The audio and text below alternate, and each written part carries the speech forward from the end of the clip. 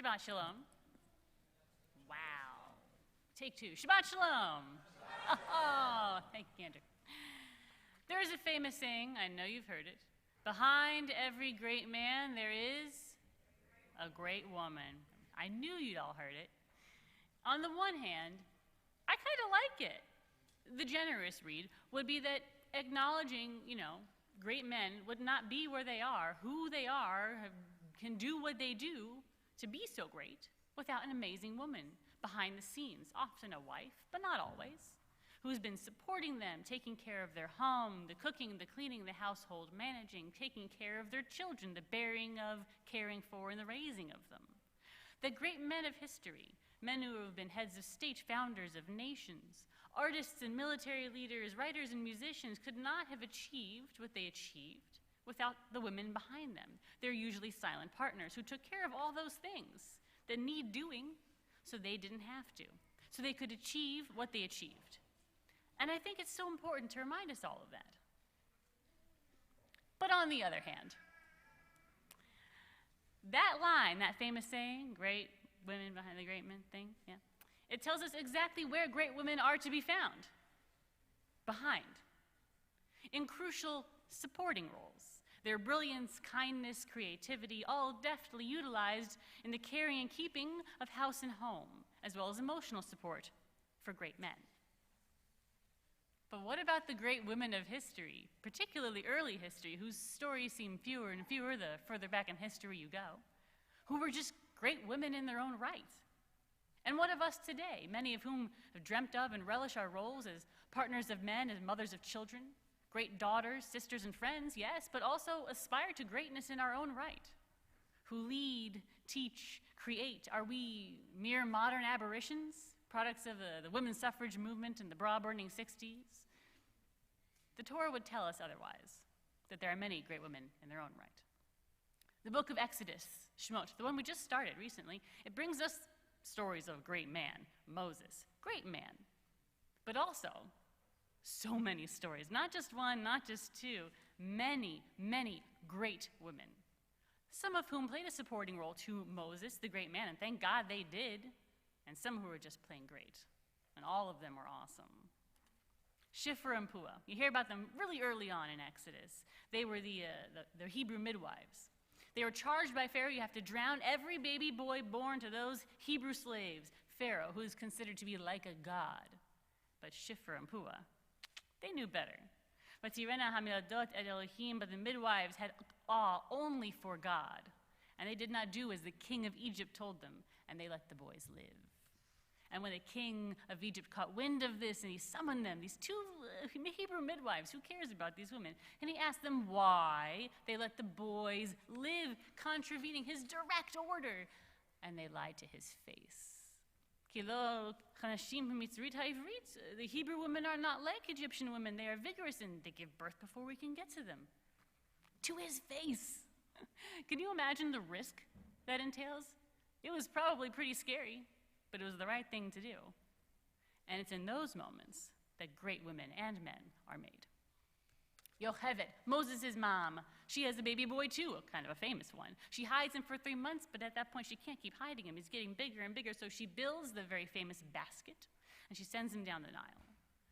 Now the Torah text narrates this very dryly. It's very, this is the fact, this is what she did, then she did this, and then she did this. But it doesn't ever tell us how she felt. But can you imagine sending your child away for their own safety, but away from you? And at such a young age, an infant, they may never see you again. They may not remember your face or the sound of your voice. But you know it's what you have to do. It's the only option.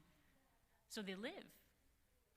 It's the second worst thing I can imagine in such a situation. Women and men do this in modern times too. Our own people, not too long ago in Europe, sending their children away to safety even if they could not do so for themselves. How many of us are descended from the children who got out, whose parents gave them one last kiss, one last embrace, and waved? Sometimes I'm too good a writer for my own good. Who waved as the boat or the train or the horse cart left and they never saw their children again. The strength to do that is a greatness that I never hope to know. Miriam, the intrepid sister. The Torah tells us that she stationed herself at a distance to learn what would befall him when he was going down the Nile. But the ancient rabbis, they loved Miriam, and they really fleshed her story out. They teach that at a very young age, she had the gift of prophecy. She could see when her father Amram had given up hope on the future of the Jewish people. She told him she had vision, and she could see that one day there would be a great leader who would lead them to freedom, and he scoffed at her, his own daughter, even chiding her, "What of your visions now?" when things got rough. But she told him, "Get over it. Go back to my mother."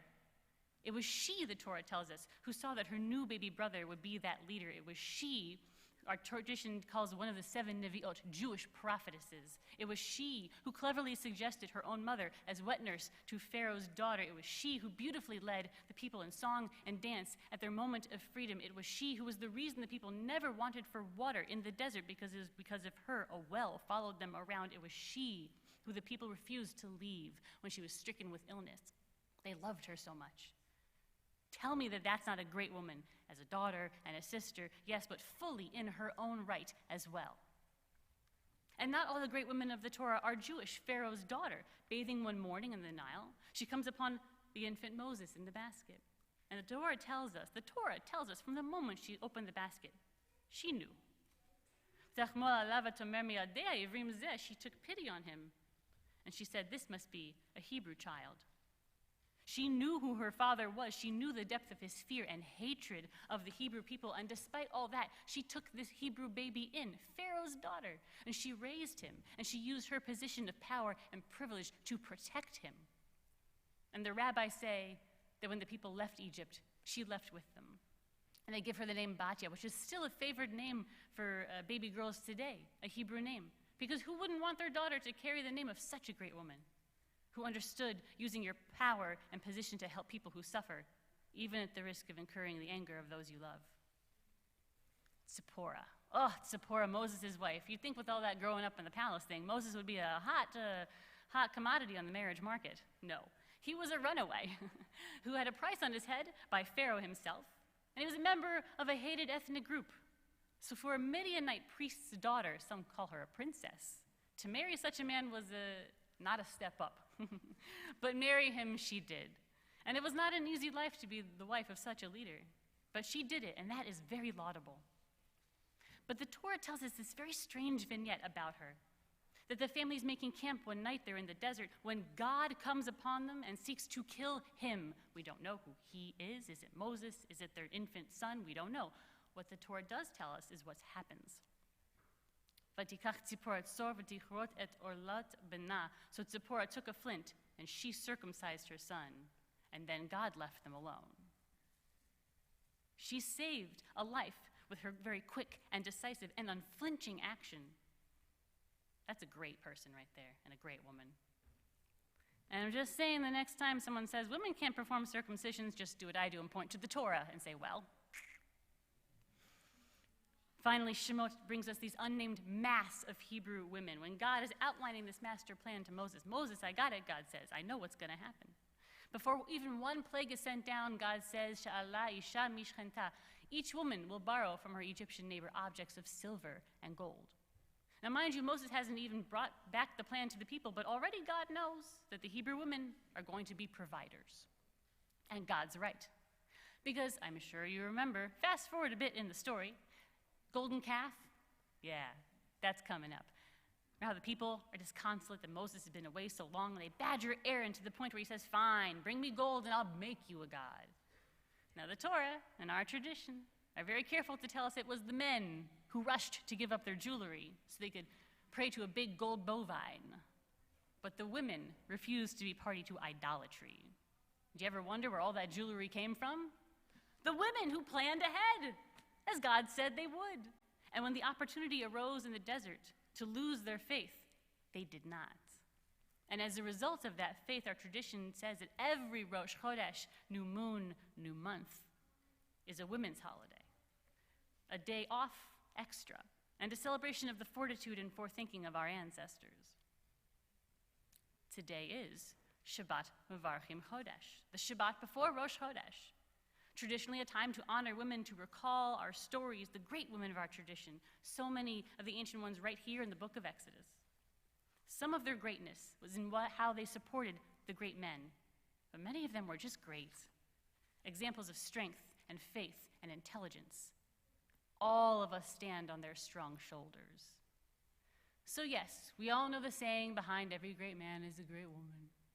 And like I said, there is a read on that line that I like. But there's a saying that I like more. And frankly, I think it's a little more in line with Jewish tradition. Strong women, may we know them, may we be them, may we raise them. Shabbat Shalom.